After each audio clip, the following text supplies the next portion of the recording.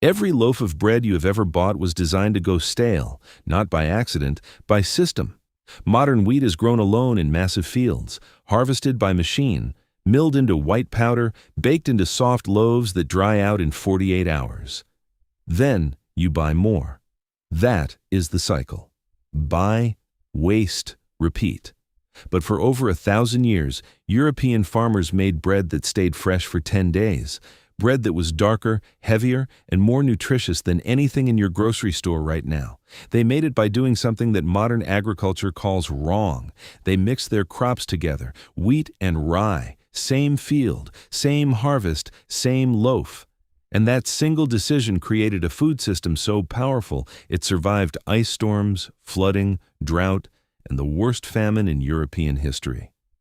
The practice was called Maslin. You have probably never heard of it.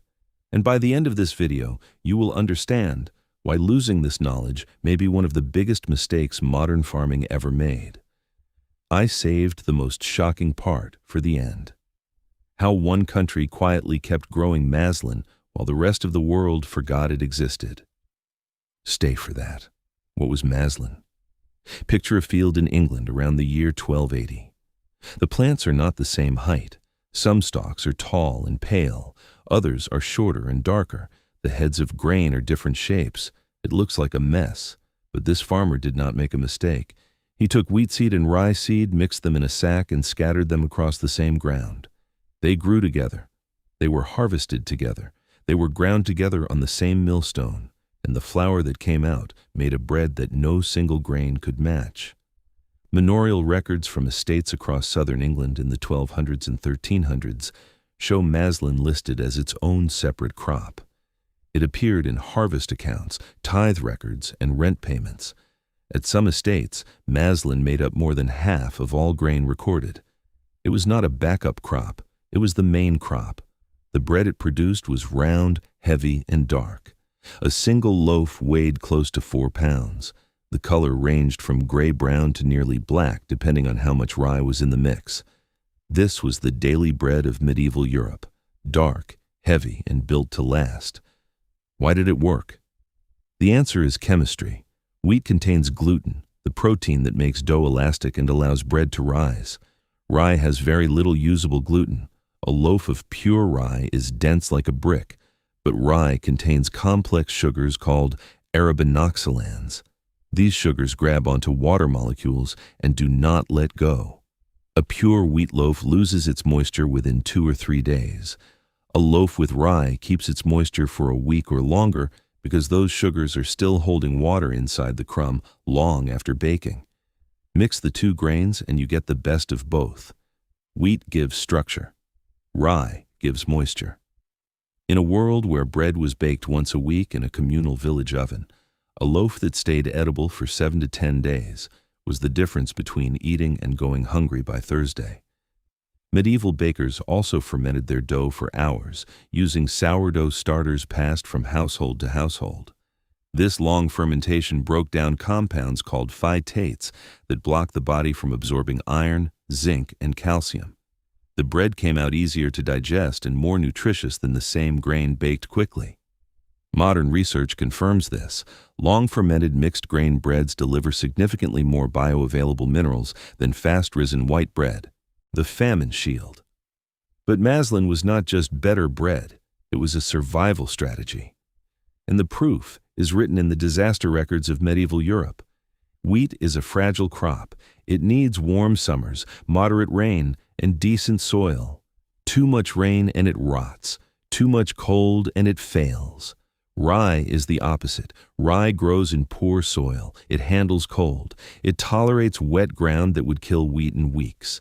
A farmer who planted only wheat was gambling everything on good weather. A farmer who planted Maslin was hedging that bet. Whatever the weather did, one of the two grains would survive. In a warm, dry year, the wheat dominated. In a cold, wet year, the rye dominated.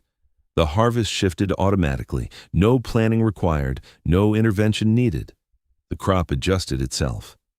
When the catastrophic rains hit northern Europe in 1315 and continued through 1316, wheat fields across England and France were destroyed. Grain prices rose 5 to 8 times within months. Livestock died, people starved. But rye held where wheat collapsed. Fields that contained both grains did not produce a full harvest, but they produced something. And in a famine, something is the difference between survival and death. Historians estimate the Great Famine killed over 1 million people across northern Europe. The regions that relied on single-crop wheat farming were hit hardest. The regions where mixed cropping was common had lower mortality. Maslin did not prevent famine, but it reduced the kill rate. Why we abandoned it? Maslin disappeared because machines demanded uniformity. The seed drills of the 1700s worked best with one grain type. The threshing machines of the 1800s jammed when plants of different heights were fed through together. The roller mills of the 1870s needed consistent grain to produce consistent flour. Industry did not want a crop that changed its ratio every year. Industry wanted a product, same input, same output, every time. By the mid-1800s, France stopped recording Maslin as a separate crop category. England had already moved on. White bread became the symbol of progress and wealth. Dark mixed bread became the symbol of poverty and backwardness. The social shame was as powerful as the economic pressure. Nobody wanted to eat peasant bread when white bread was available. And so a system that had fed Europe for 1,000 years vanished within a few generations. Not because it failed, because it was unfashionable. What if we brought it back? The science says we should. Intercropping research from universities across Europe and North America has shown that mixed grain fields produce more stable yields than monocultures. They need fewer chemicals. They resist disease better because pathogens that attack one species are blocked by the other. They build healthier soil because different root systems work at different depths. Climate scientists warn that weather is becoming more unpredictable. A farming system that automatically adjusts to variable conditions is not a relic. It is exactly what the future demands. And in the highlands of Ethiopia, farmers never stopped. They still grow wheat and barley together in mixed fields. They have been doing it continuously for centuries, while the rest of the world abandoned the practice and is now spending millions trying to understand what those farmers never forgot. The medieval farmer who scattered mixed seed across his field was not ignorant. He was running a survival system refined across 50 generations of trial and error. A system that fed more people through more disasters than any single crop ever has.